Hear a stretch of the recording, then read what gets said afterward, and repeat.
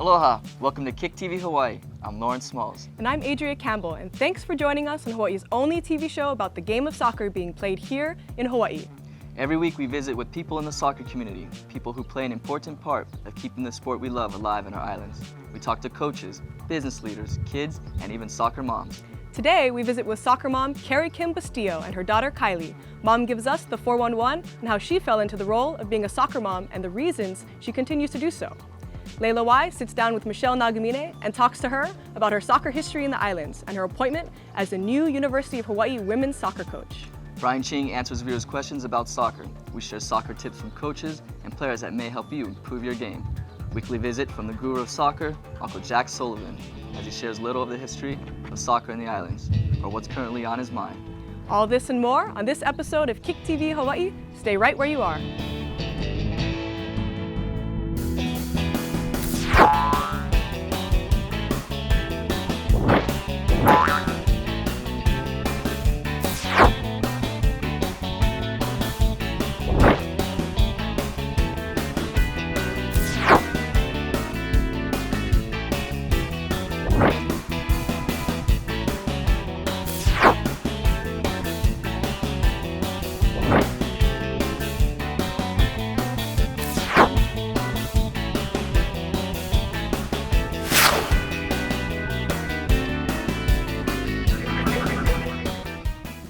Usually, the role of a team or soccer mom is often held by a quite yet assertive person who is the backbone to a team's success and sometimes becomes the coach's best ally. That's the case with this Mililani mom.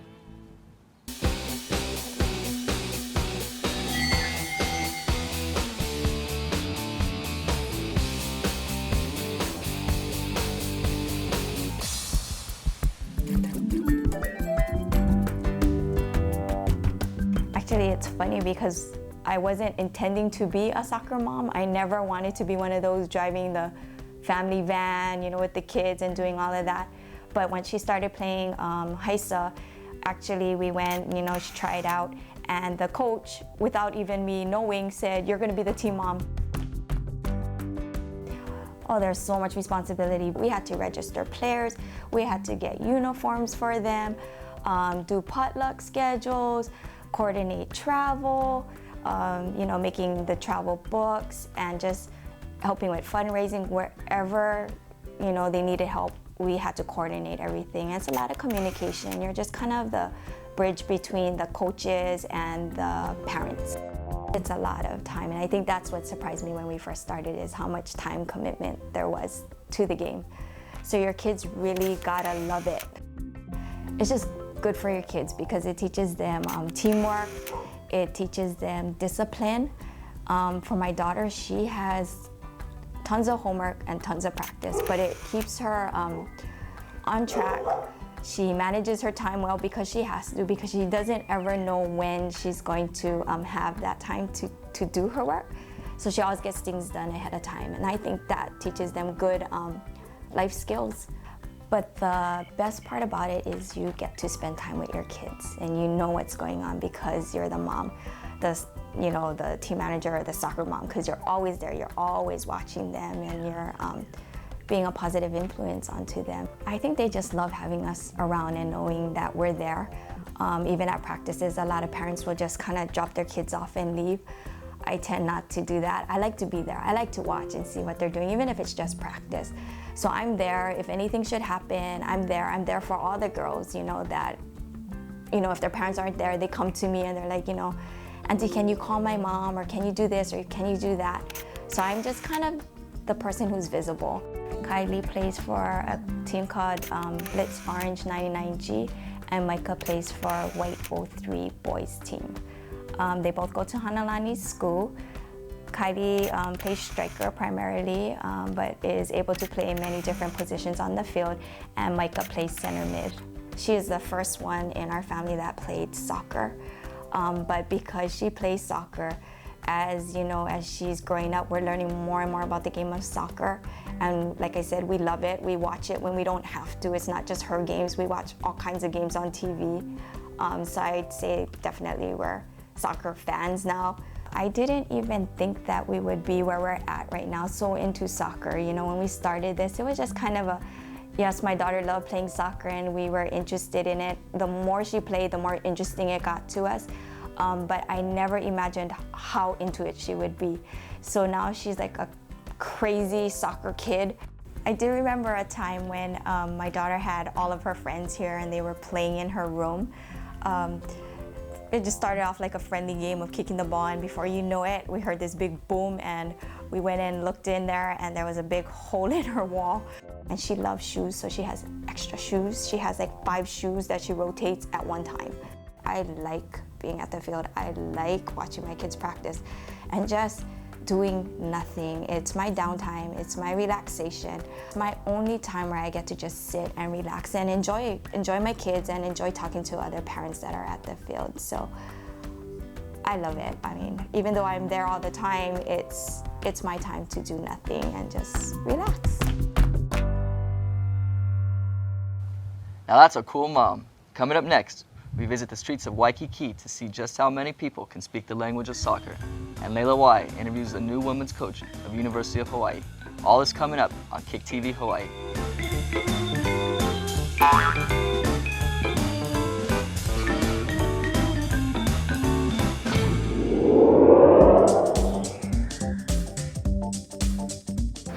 To become a professional player, it takes a lot of hard work.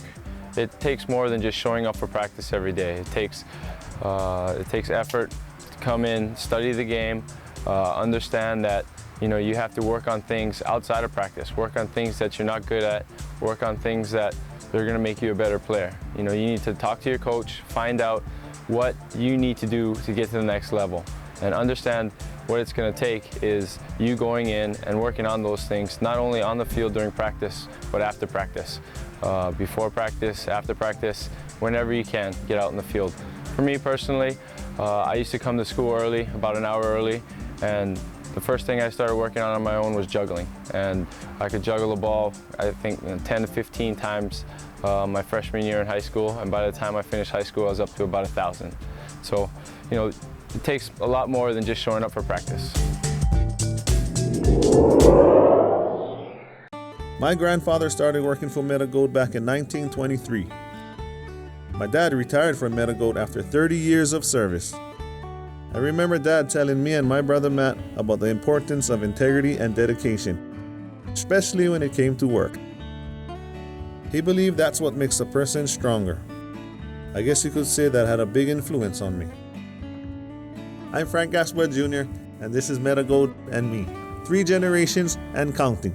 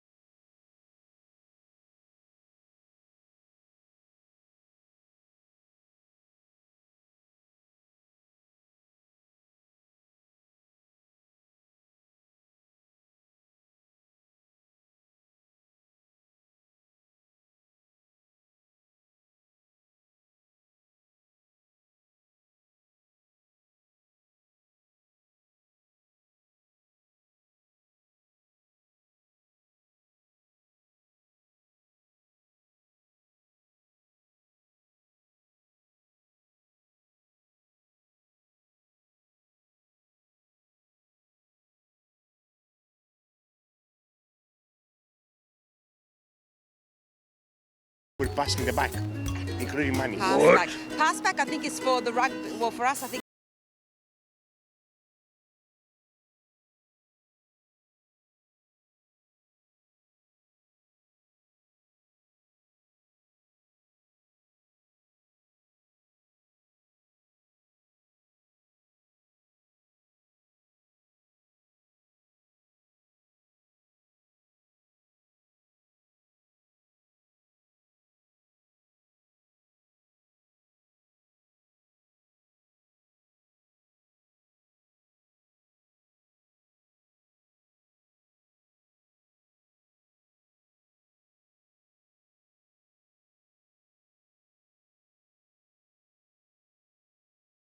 Person well known in Hawaii's soccer community.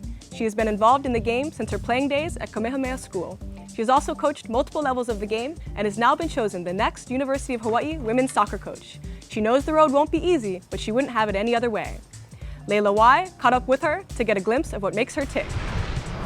So Michelle, I'm so glad you're here to join me today, and there's one question I've always wanted to ask you. The nickname Bud, where does it come from? The nickname Bud comes from, it's a soccer nickname. I was playing on a women's team for Leahi back in the day, and I was the youngest one on the team, and I was everyone's buddy. It was an 80s thing, that Hey Bud, that Spicoli character. Oh, okay, I was gonna go with my buddy, the little No, not that scary little, no, not that guy. That guy kind of freaked me out. Okay, so I was everyone's buddy. Oh, okay. Contrary to what people think. I was gonna say you still are everyone's buddy, but okay.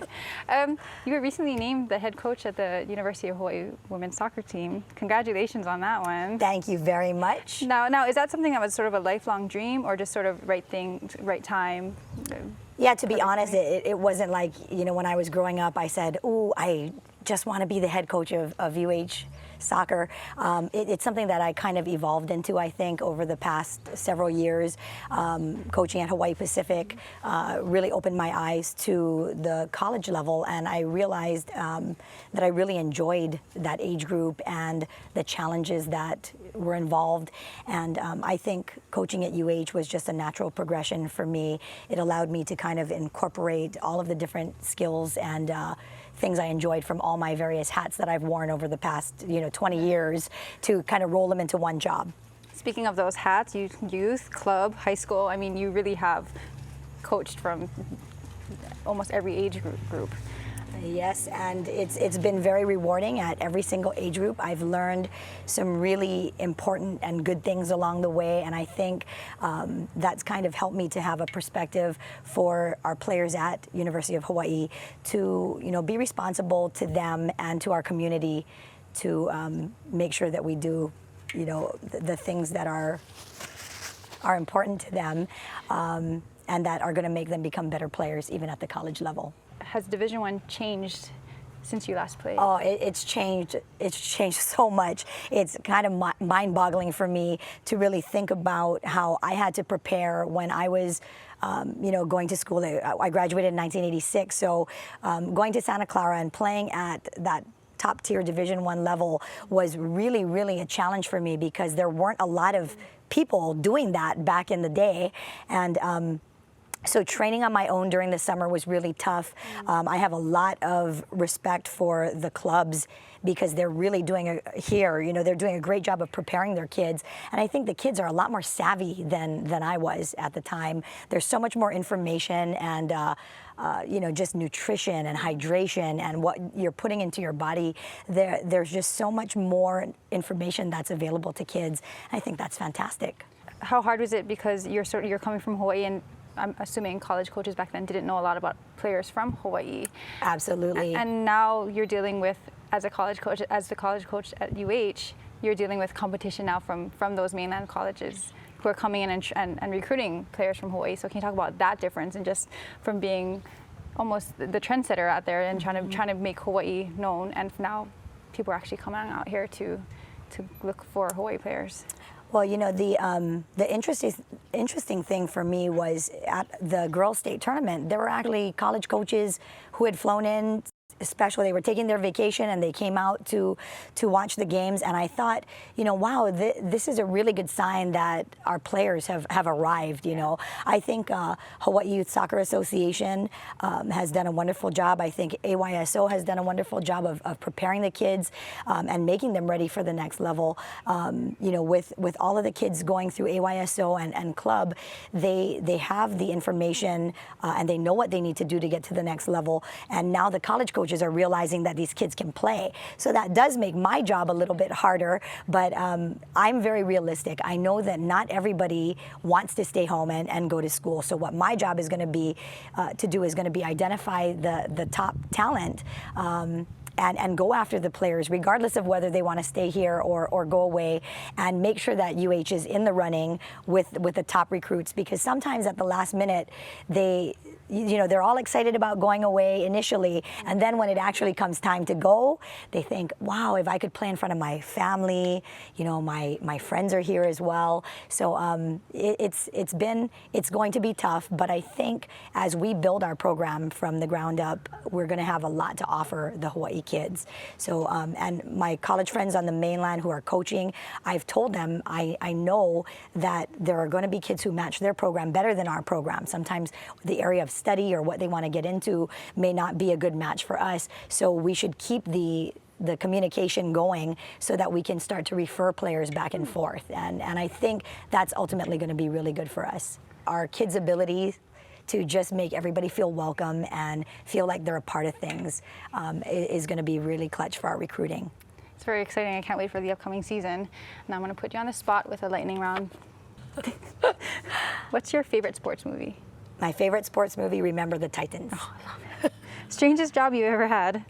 Strangest job I ever had, Sun Press newspaper carrier. What time did you have to wake up to deliver? It was an afternoon gig, and it was really it was an afternoon gig, but I dealt with a lot of very strange people when you were trying to collect for the bill. It'll come in handy as a UH soccer coach. That's right, when I start begging for money. Get ready, people. What's your favorite food? Pizza. Oh, easy. Favorite music? Favorite music, anything from the 80s. What sport would you play if you couldn't play soccer? Basketball. Height and challenge, I wish, sorry. I'm a little height challenged, which is why I never got there, but I love it, love it. Do you have a hidden talent? Absolutely not. I can't sing, I can't dance, can't tell jokes. No hidden talent. So thank you so much for being with us today, and I'm actually going to have you sign this soccer ball before you leave. Make sure. Thank you for having me. You're welcome. Always a pleasure.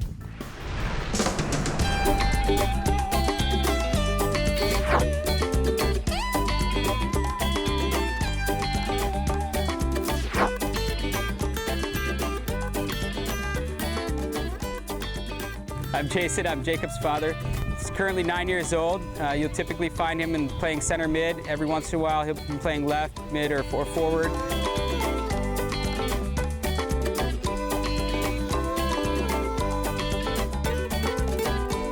As much as we'd hope for Jacob to one day play in college or professionally, what we really want is for when he's my age or beyond to just continue playing the sport and loving it every single time he goes out. That's all there really is to it. It's a great sport to play and to have fun with, and we wish that for all the kids.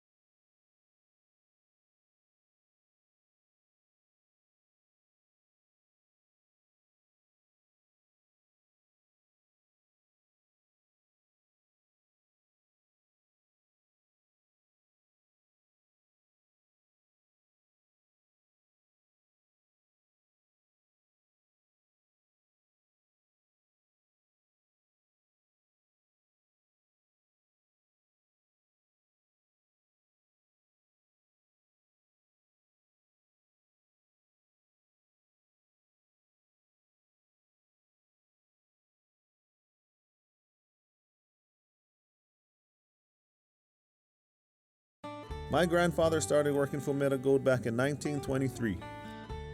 My dad retired from Metagold after 30 years of service. I remember Dad telling me and my brother Matt about the importance of integrity and dedication, especially when it came to work. He believed that's what makes a person stronger. I guess you could say that had a big influence on me. I'm Frank Gaspar Jr., and this is Metagold and me. 3 generations and counting.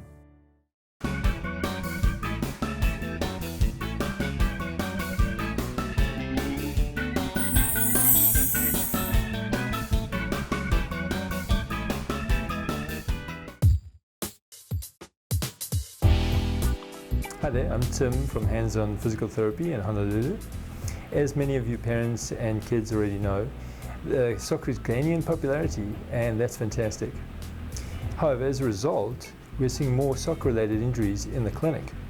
So we're here today and over the next several weeks to talk about the following topics: injury prevention, common soccer injuries, rehabilitation of soccer injuries, and that helps you get back on the field as soon as possible, and first aid at the soccer field, so that if you get injured, you're knowing what to do.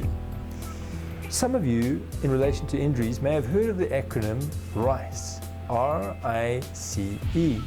The R is for rest, the I is for ice, C for compression, and E, elevation. We have a further expansion of that, PRICER, P-R-I-C-E-R. The P is for prevention, and the R at the end of the word, rehabilitation. So in the second episode, we'll talk a little bit about prevention, because it's no fun to be injured and unable to play. But the good news is there are things that can be done to reduce the chance of injury. So once again, the game word today is PRICER, P-R-I-C-E-R. See you next week on Kick TV Hawaii. Before we leave, we just gotta see what Uncle Jack has to talk about. He has a few cool things about our title sponsor, Metagold Dairies, you might not have known about. Check it out.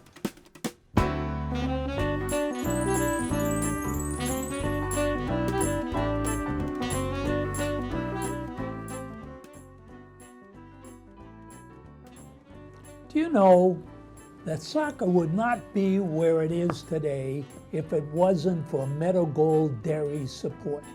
When ESO started the soccer explosion here in the 1970s, Metagold was right there helping. And here, 37 years later, they're still with the program. The early stages, they gave us metal goals to replace our homemade wooden ones. I remember we made goals out of bamboo and cement pots. At our boys' home field, we got industrial-sized food cans and poured cement in the can and the bamboo. Unfortunately, they did not last too long. So we were delighted to get these goals and delivered. They weighed a ton and took big dairy trucks to bring them. I saw recently one of the original goals over the HPU field. We were fortunate at the time to make public service announcements on all major radio stations, including the top disc jockey at the time, Aku. As Metagold continues their support, a special project is the VIP program held annually during the popular Kirkbanks tournament. The VIP players have their games and a big award ceremony, including gold medals for all. The biggest hit is having Lani Mu and her son Kavika Mu in attendance with Hugs for All. Recently, Metagold donated $5,000 to the AYSO VIP program. Last year, they sponsored a gigantic party and dance at Waipio Soccer Complex Stadium. So a tip of the coconut hat to Metagold for all you've done and continue to do. Mahalo, Metagold. For the good of the game, this is Jack Sullivan. Aloha. My grandfather started working for Metagold back in 1923. My dad retired from Metagold after 30 years of service. I remember Dad telling me and my brother Matt about the importance of integrity and dedication, especially when it came to work. He believed that's what makes a person stronger. I guess you could say that had a big influence on me. I'm Frank Gaspar Jr., and this is Metagold and me. 3 generations and counting.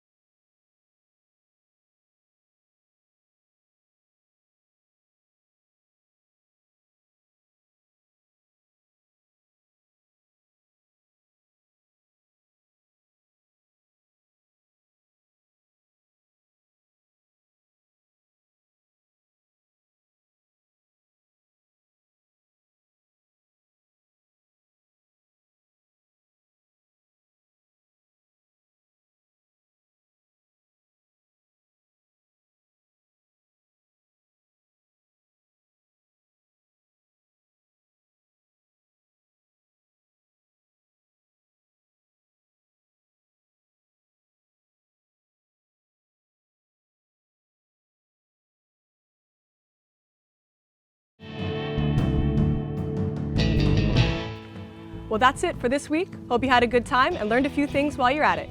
Until next time, from all of us at Kick TV Hawaii, aloha. Coming up next, we visit the streets of Waikiki to see how... Big award ceremony after including. Every week we visit with soccer people in the soccer community. For all you do and all you've done and continue to do. Boy, I blew it.